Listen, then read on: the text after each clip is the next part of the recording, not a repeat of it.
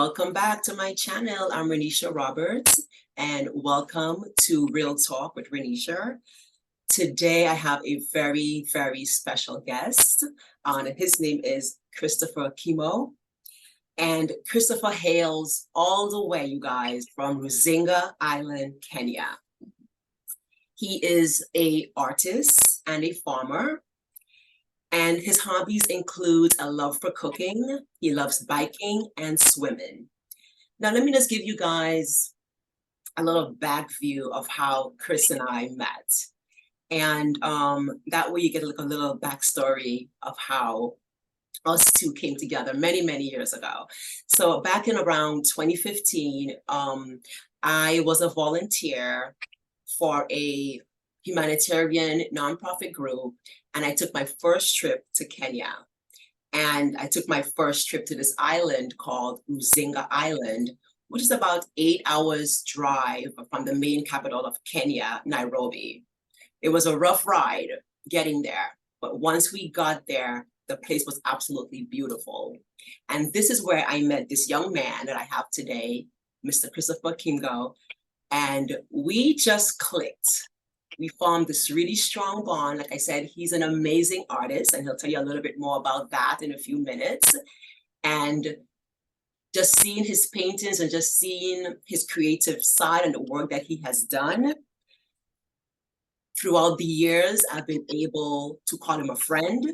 I've been able to actually help him get some of his paintings to market. And his work is absolutely incredible. At the end of this show today, I'll have a couple of paintings just posted up so you guys can see some of his work. And if you guys are interested in his work, please definitely reach out to me. I'll also have Chris, tell you guys any way that you guys can connect with him in the future. But it is my absolute pleasure and honor to be sitting with this young man today. Chris, how are you? Hey, I'm fine. Thank you. How are you? I am doing well. Like I said, I'm just so happy to have you here. And like I said, we go back such a long time ago, but it's the first time actually talking about you and your work. And, Kenya, a lot of us in America, we are very interested in Africa and really want to know and hear what Africa is really like. I've been privileged enough to go to Africa. I think I've been there about 3 times already. So, I'm very grateful and I feel blessed for that. But a lot of us who hasn't traveled, definitely want to kind of know, what Africa is really like. So with that said, Chris, my first question to you is, what is it like for you living on Rusinga Island? Well, I would say that it was much, it's just much exciting because this is a special island. It's a place where everybody, it's a small island, but this is where everybody wants to come during a holiday or anything. This is where people want to come, as much as it's a very remote island and not so much resources. People come here because, number one, this is a historical site where, they recorded the history of the very first mankind. And Wow. Apart from that, people here are so welcoming and lovely. And Yes. If you want to feel love and acceptance, this is the place. So growing up here has been really, really interesting, and there's so much to be done. We have the lake here, we have mountains, we have so much to be seen here. So yeah, growing up here has been good. And given that I don't have so much exposure to other worlds, I think this is my world. So I think this is let me say, this has been my life. So I love it. Yeah. Have you had the privilege to go out to other African countries? Because we know Africa is bigger than the United States, but for that matter, some of the countries are pretty far apart too. What has that been like for you? Actually, the farthest I've gone is Tanzania, and it was just once in one trip to Zanzibar. And I've never been out. Tanzania is just neighboring to Kenya, and it's also much closer to the island, to my home home place, Yes. So it was like much of being home still, because we speak a common language, Swahili. Okay. So yeah, it was still feeling like being home, but I have never been away from home, like that far away from home. So I don't know whether to say no or yes. Well, because Africa, like I said, it's a huge country. And again, I had the privilege to have gone to Kenya, and I've also flew for hours to South Africa. So I know how far it is in between these countries that, on a map, they all look so close. They're really not. Okay. So what inspires you to keep going? Okay, from the moment I met you back then, as you can remember, I was so young. I was just a Yes. teenager, you remember? Yes. Right now I'm in my 20s. So what keeps me going is the fact that it has to be me. If it's not me, then it's not going to be done. So that has really kept me going, because I have felt some sense of responsibility in my life, as from the moment I had to join high school, So from that moment on, I have had some challenges that have really, really put me on the line to keep going. Like, if I stop, what's next? So what has really motivated me is hope that if I do this, then there's some hopes that tomorrow there's gonna be something. If I don't do this, then there's no step forward, So what has really kept me going, I think, apart from responsibilities, it is hope. Hope has kept me going, because I know very well that if it's not me, there's nothing, or there's no step ahead. So I think it's hope. That's beautiful though, because without hope, what do we have? We really have nothing without hope when we think about it. It's because none of us know what tomorrow holds, but we hope for a better day. We hope for a good day. We have hope that tomorrow will be better than our today, whatever our today is bringing to us. So without hope, we really don't have nothing. So that's a really great, it's a great, great word to be inspired by. There was this, sorry. Go ahead. I wanted just to tell you that there's this movie I watched back then. I don't remember the name, but there were these two guys, and then they were like, there's one of them said that we don't have anything, and then the other one was like, what, we have empty pockets but a head full of hopes, so we are going. So yes, that also was some really serious comment that kept me going, that sometimes it doesn't have to be your pockets, just being hopeful, you have to move forward. Yes, I think having a good spirit inside as well, because it's not about having money sometimes, because money can get you so far. It's everything else sometimes that's also very important to have. And hope is definitely one of those.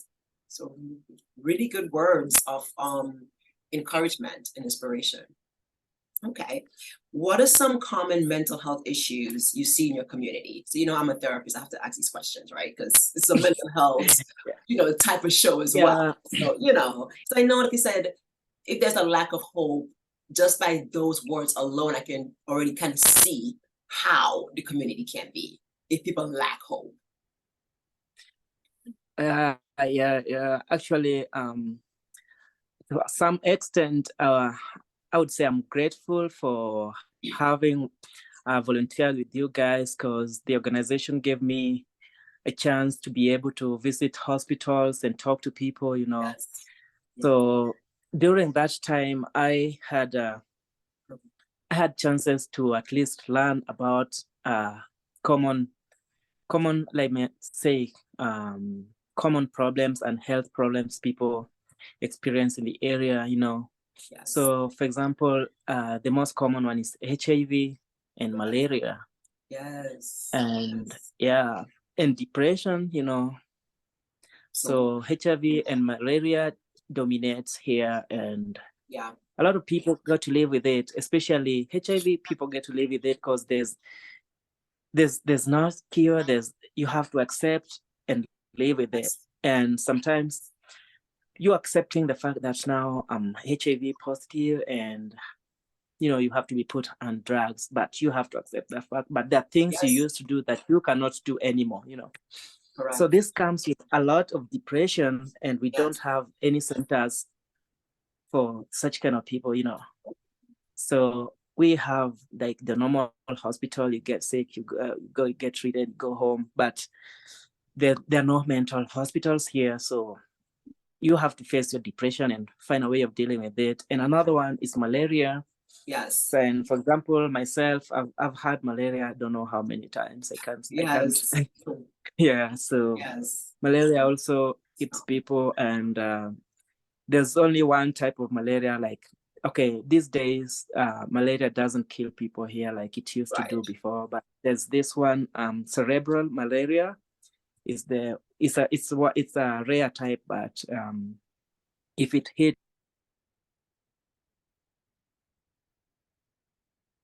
Chris, are you there? I think we may have lost him. Are you there? Hi, you were frozen there for a few seconds. Yeah. It's okay. Technology is gonna happen. It's all good. Are you back? Hello? Oh, I don't know my. Hello. Hey, you are. Yes. Hello. Yes. Oh, my Yes. my network. Oh, sorry. It's okay. It's okay. This technology is gonna happen, so it's all good. No worries. Oh, that's another problem actually. That's another depression. It's not a mental health one though. Yeah, It's a lack of I was convenience. out of nowhere. It's all good. Yeah. Talking about this rare form of malaria, you said, that's going around right now. Yes. Yeah, sometimes most of the people that get this type, sometimes when you come out, it's either you are paralyzed or just come out of disability, or some of them just you find somebody's having a problem in talking or walking, or this like deformations. You find somebody's maybe the jaw is, I don't know, it's just So it kind of something I paralyzed. want to talk about. Oh my gosh, Yeah. that sounds very serious. Wow. Yeah. Yeah, but it's very rare, very rare. But if you're unlucky, and the problem with it is that it's only noticeable when it hits. Like, you can be just very okay. You're talking to Chris today, right now, and the next 1 hour, you get a phone call like, Chris has been admitted, and the next day Chris is not talking, and he's never gonna talk because it's like that. Wow, So that's very serious. Wow. But so is there a vaccine for this ahead of time, or just it's randomly selected? Unfortunately. Okay. You said that there are no mental health facilities in your area. So how are people coping with mental illness? Or is that something that's even talked about in your community? Okay, it's crazy. The only one I know of, out of my knowledge, is just one. It's in Nairobi, but down here we don't. So most of the time, if you take just maybe take a good look, maybe do a research, you find that most of suicides, most of suicidal attempts and all that are from the rural areas, not just my area like Rusinga, but other rural areas. Maybe if you're listening to the radio, the news, most of these suicidal attempts, you'll find them coming from rural areas. You find somebody hang themselves on a tree. Oh, wow. Maybe sometimes you're going to maybe under a mango tree somewhere. You're going to get some fruits, and then you find somebody hang. So sometimes you find someone is so depressed, and like the current state of everything. You're like, people have more important things to deal with than my problems. So it eats them slowly and slowly and slowly, and then they lose it, It's sad. very Yes. few people talk about this, you know. Yes. So sometimes it's about talking to one another, and sometimes you're talking to you want to talk to someone, but you're like, will they even listen? And another thing that happens is that people are like, after this, you know, gossiping all over. I come talk to you about my problems, and then the next time I get it on someone, I mean, from somewhere else, then maybe I come to you like, hey, Ren, you know what? I got HIV, and then you talk to me, answer me, and then the next thing, maybe I'm from the church or from the market or maybe from the lake, and then you just see people looking at you like, you know. Uh-huh. Yes. So with Yes. such, it has led to like some kind of stigma or discrimination. So people don't want to share. That's another problem. So sometimes getting someone to share this with becomes a problem, and the end product is suicide, you know. So Wow. people deal with this on their own.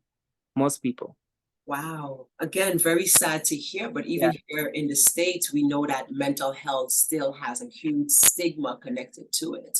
So I can imagine in Yeah. a rural community, a rural town, how much more that stigma would be when everybody pretty much knows everyone in within the community. Your business really will be, spreading very, very quickly because it's just a smaller area. But it's still a stigma here as well.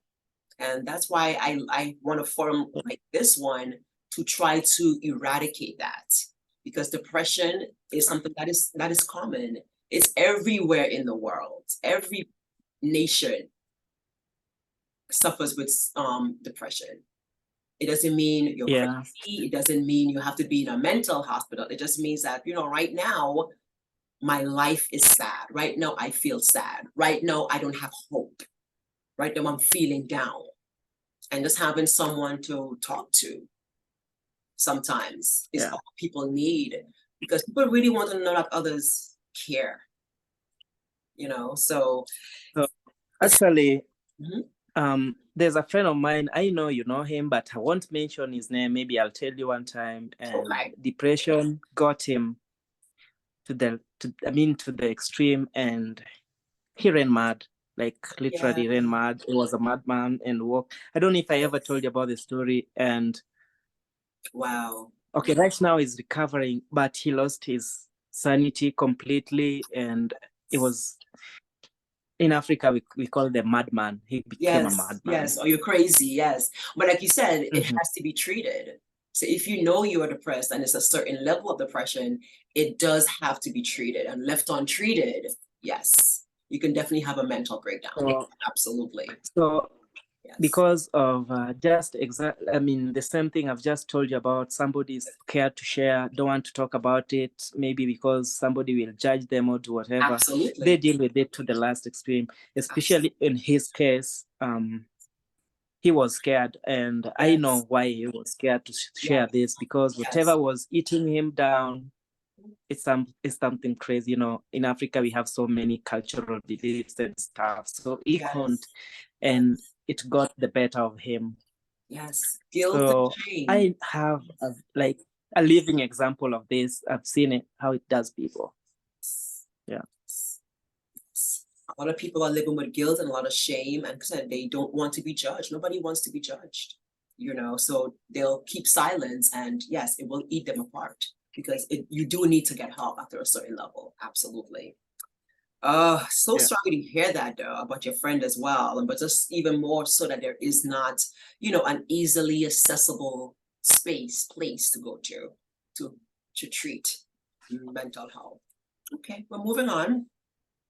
What are Yeah. some of your biggest stressors, would you say, that you have or that you go through throughout your day as you're just living and Oh. breathing in Mazinga? What are some of these stressors that are coming to you daily? Okay, this is funny because back in time, whatever is stressing me, that I would talk about my biggest stress back in time, it was one of the least.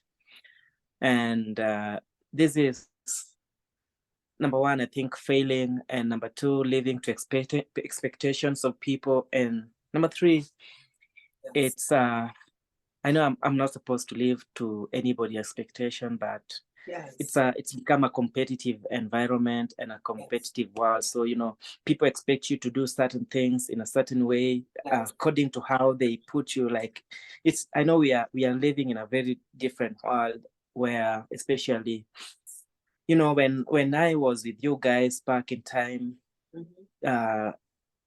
volunteering, people expected a lot, because not all people from my village were working with us. So you find that we were looked at with a different expectation. Like, Chris should not be living this this kind of life, should be living a little bit higher, that. So that was that. And with time, I put it behind my back. It was none of my concern. But this one, something that stresses me more, like, as things have been changing, the political world, like having new presidents and all that, putting a food on the table. Like, today, what are people eating today? And it has to be me. So I'm like, a lot of responsibilities. Yeah, why am I going to do this? And also, because we don't have jobs in Kenya, that's the truth. We don't have jobs. And I'm also coming from a very small island. Yes. So, where if it's not about farming, then it's fishing, full stop. You cannot be a nurse or a teacher if you don't go to the university and all that. And those are the only other jobs here, So it's all about what's next on the table every day. That's something that stresses me every day. And also, there are things that I have started doing, and people are looking forward, like, okay, now it started going big. Is it going to keep it big? The fact that people are waiting for me to either fail or make it or prosper. That's another thing that really, really hits me hard. Was the expectation. Yeah. But you said just the daily having to know, what am I eating today? That's a big deal. That's a huge deal. And again, it's something that I think that we take for granted here in the States, because we have so much. We're throwing things away. We have so much, right? We have so much that we're throwing things away. So I love to put that in people's mind, that there are people around the world that every day they're thinking about food and how am I going to provide for my family. That's the question of the day. That's the issue of the day. For most of us, it's not. Can you know that one can win a political seat by just giving people food in Kenya? You set up a place where you maybe every week you give people food, and then all of us from nowhere you come and you say, like, you know what, I want to be a minister. Or maybe you're like, I want to be a minister, maybe for, I don't know, maybe you just come out with something, and people will vote you in. So that's how crazy or how serious food food issues becomes here. So it's a different world, It's a big deal. So lacking in food is a big deal. That's a huge deal, because we need food to live every single day. That's just part of how we live. We have to eat to energize our body. So that is a huge deal. Absolutely it is. Absolutely it is. Now, how do you cope with those stressors? What do you do? What do you think? What are the thoughts that are going through your mind? How are you coping with these stressors that you're faced with daily? How do you get through your day? Most of the time you just go down before you start any day. Just go down on your knee and you say, God, I'm going out right now. You know why I'm going out. Please be with me. So sometimes that's how much I think I deal with this. And apart from that, it's just putting other people's expectation behind my back, and not to think about it all the time. As much as this is one of the most important things that I have to do, or how much it means to you. By, like, sometimes with me, I just try to put it like behind my back. Maybe when I go to bed, lay down there, that's when it hits me. But most of the time I try to not think about it so much, because remember, maybe you go out there, try to get some work done, come back with food, and then you go get this work done and you don't get paid or you don't get money, meaning you're coming home without food. That's a disappointment. As Yes. much as you know that tomorrow I'll get the money. I was not paid today, but tomorrow I'm coming back with money. Still, it hits different. So if you keep thinking about this in the night, it's going to bring you down. It will get you hungry, Absolutely. The more Absolutely. the more you think about you not taking dinner or eating will really get you hungry, Yes, I agree. That's why I'm asking you, how do you cope? Because I can't even imagine going to sleep hungry, waking up hungry. It's such a physical reaction. It's like you can't not think about it because now your body is reacting, So it's a physical thing that's happening within yourself before it's even a mental thing. It's Yeah. really a physical thing first. But finding ways But me, to cope helps. Go I ahead. think just I would say it's the same thing I said back there. It's hope. Like tomorrow is not going to be like this. Yes. Just hope. I think that. Yes. Yeah. Awesome. But there's a really also a spiritual element, because you said I get down on my knees and I pray. So there's a spiritual element first and foremost as well. Like you figure I have to do this because that's where your hope is coming from. That hope for the next day, that hope for later on. It's coming from somewhere higher as well. For me, prayer has been my secret for everything, like getting up to this point. I think of all people, you and my mom knows me the best because I get, you're one person I talk to closely with things I can't trust anybody with. And I think with me, prayer has been the secret, like so many obstacles. And then I just say, oh God, please, this is beyond me. Help me get through this. And then it comes on like just the same way I've told you, people have really, really waited for me to fail, or I don't know whether they wait for me to fail, but sometimes somebody can just come to you and like, hey, Rennie, you started doing this. How is it going? Are you sure you're going to make it? Why did you? Yes. So, you're like, so there are people who are concerned about this. Is it because they really want me to come out successful or prosperous with this? Or so you don't know exactly why they're doing that. Right. But up to this point, I usually say it's God, it's being God. So some people have that hidden agenda, hidden motive for why they're asking you what they're asking you. Okay, so let's talk a little bit about your artistic side. That's what you are about.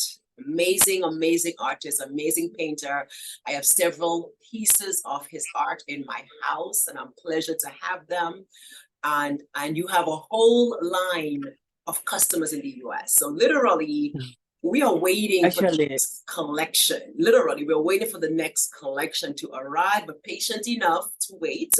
But he does have a fan club in the US. People who have, has ordered his painting.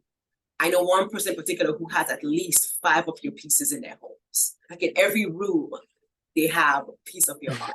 So that's what I want to go to next, that artistic side. And what inspires you in your work? What inspires your work? What inspires the photos that you put on paper, on canvas? What inspires that kind of work? Okay, before I really go deep into my inspirations,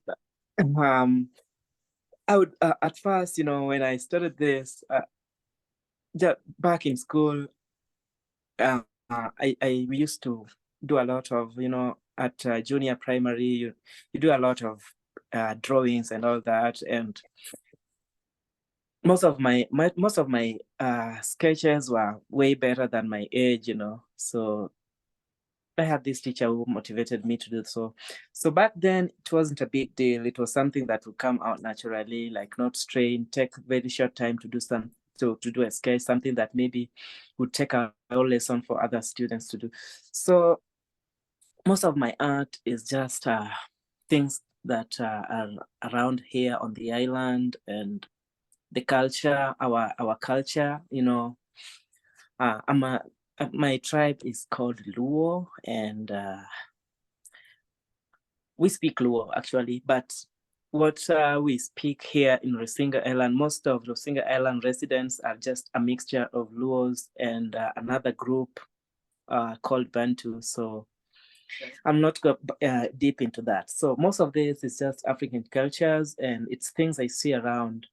But what inspires me to do my art is what art has enabled me to do. You know, before actually, when I started my high school, I had problem with paying school fees and all that, and Yes. just the same way I told you back there, people really waited and watched, like, where's this gonna end? So I dropped out a couple of times, you know, first time, second time, third time. So on the third time, I realized that because people would buy my art back then, and it never hit me that I could use this to finish up my high school. So I remember me reaching to you out and telling you that I need to use this to get my schooling done.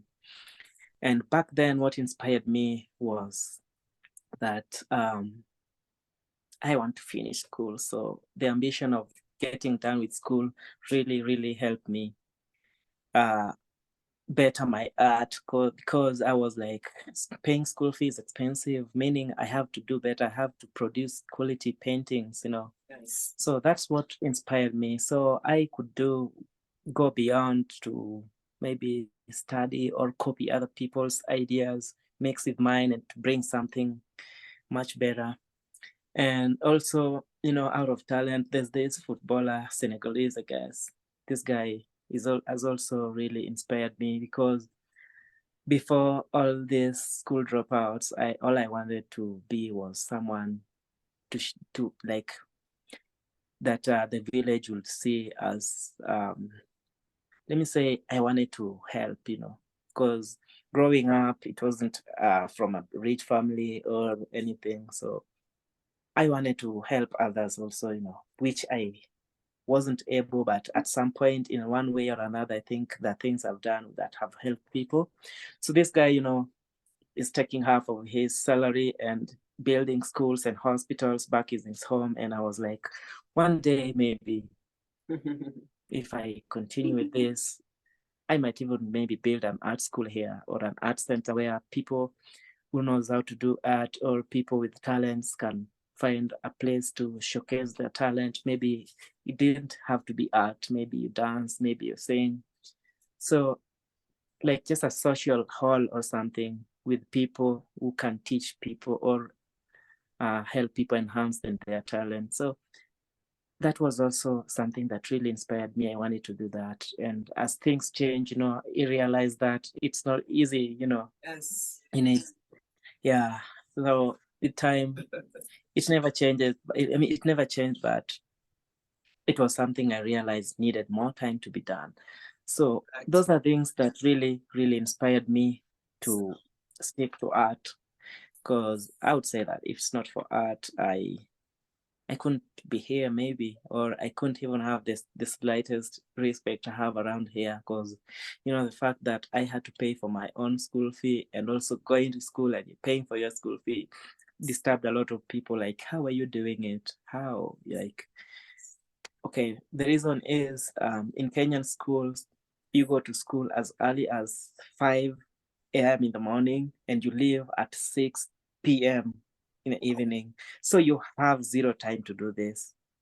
The only time you have is the weekend, which you only have weekend from maybe morning hours to afternoon. From 2 p.m., you have to be in school, you know. Then on Sunday also, from 2 p.m. you have to be in school until 6. And then Monday, just like that. So it really disturbed a lot of people. Like, how would you do it? But I'm grateful to one of the principals that I had that I talked to, and I told, like, you know, sometimes I won't be able to be in school and over the weekends, you know, because the weekends were just they were not so important because it was just meant for a lot of because most students at like teenagers have a lot of interruptions around here. So Okay. you find if you give them weekends to be in school, they will stick to books, Wow. So A lot of school. this teacher allowed me to stay out of school over the weekends, and sometimes I would call and tell him, like, you know what, I have things to do from maybe Thursday to Friday, so I won't be in school. And he'd be like, okay, make sure you catch up with others, Yes. So that's how it's been. Wow. Also, that teacher helped me. That's awesome. Awesome. So who would you say So are that's some of how your it's role been. And models? Sorry, I think I cut you off. come again? I said, who would you say are some of your role models? Oh, Yes. this guy is a Senegalese footballer. Okay. And you really actually with my spiritual life. Oh, wow. Yeah, you've really helped me with my spiritual life and all that, Wow. Sometimes I had to tell you about how things, you have really encouraged me to stay true to God, pray and tell, like I tell you, most of my age mates, they don't take going to church seriously. They don't take religious issues seriously. But on my side, I know that this is the only weapon I have against everything I need to do. So Thank I you. remember how That means a lot sometimes to me. Thank you. Yeah. Yeah. Yes. Mhm. Like I said, we had a great bond from very, very early on. So there was definitely something special. We are all very unique. Something very unique and very special about you. That is why Yeah. it's led to be, in the same space, doing the same things, for that same purpose way back when. But it didn't stop, the connection that we've had and that we've made over the years. So I am glad to be, Yeah. an inspiration to you as well. I do appreciate that. Yes. Awesome. Yeah, it has. And for this footballer, like currently in this kind of world we're living, would take like almost half of his salary to go and help people that he doesn't know, like because they are his villagers or home, like country people. So that kind of a heart. And I was like, wonderful. What is keeping me from being like this guy? And I was like, it's just I'm not getting these big salaries like he's doing. Footballers, they just well paid and all that. So, yes. I think we may have missed him again. Hello? So I say like any little. Yes, you were frozen there for a bit. Hey, I'm here again. Yes, I know. It's spotty. I know. Yes, it's all good. Yes, yes. Yeah. That's what So made my it. internet wants to mess me up, but it's okay. It's okay. We're getting through this. We're almost, finished.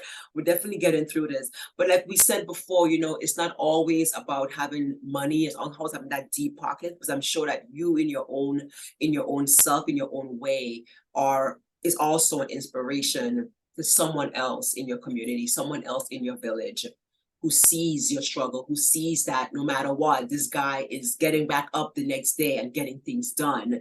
I'm sure you are an inspiration to someone else, and that's what it's I about. think They haven't told you yet, but I'm sure there is.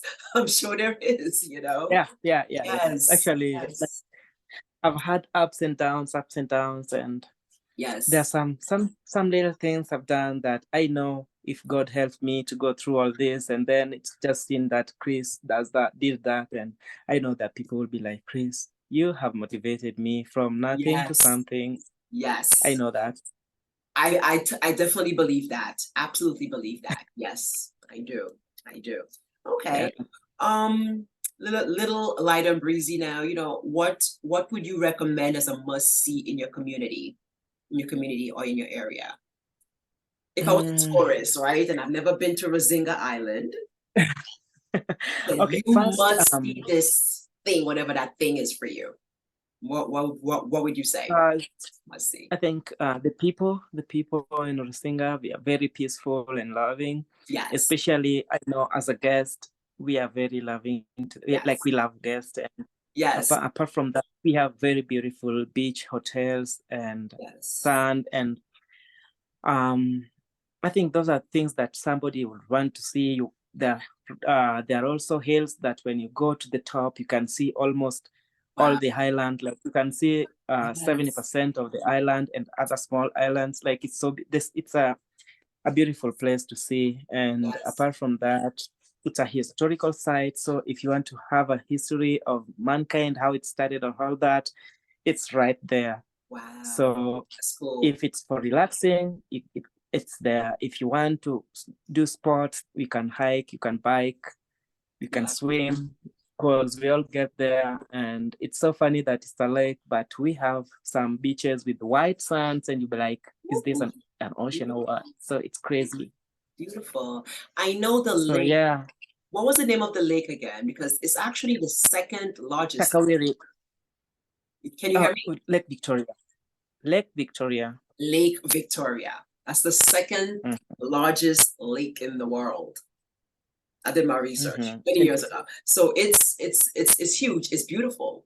I've been on it. Very, very, very peaceful, very tranquil, very, very relaxing. I remember that lake. Yes.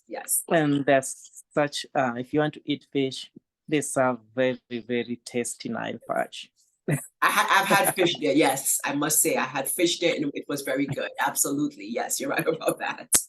Chris, before is there anything else that you want to leave with our listeners, with our viewers, with us, a word of inspiration, anything else that you would like the audience to know about you?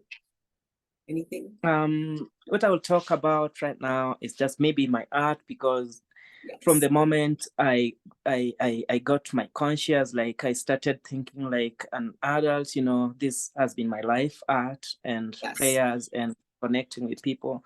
So about my art, I lost a shipment. I think it was last year, right? Yes. Was it last year? I think it was. I lost a shipment, and it really pulled me down, because sometimes I use my all the supplies I have to do this. So I lost a shipment and I lost money also trying to recover and trying to reach out, and I've been able to try to do more paintings. So just as Rennie said, the art coming, and already I have a few pieces, around 10, and I want them to get at least to 20 so that I can ship them to her. So if you want to see maybe my past work, I have an Instagram page. It's different from my other handle.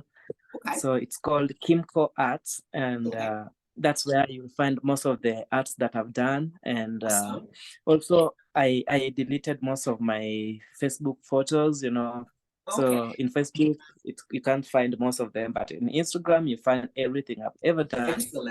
Excellent. So I'll definitely make sure that link for our viewers so that they can click on and view. And if anybody's interested, guys, absolutely reach out to me. I'm in direct contact with the artist, Christopher here. And of course, you can reach out to him as well. If you're interested in his work.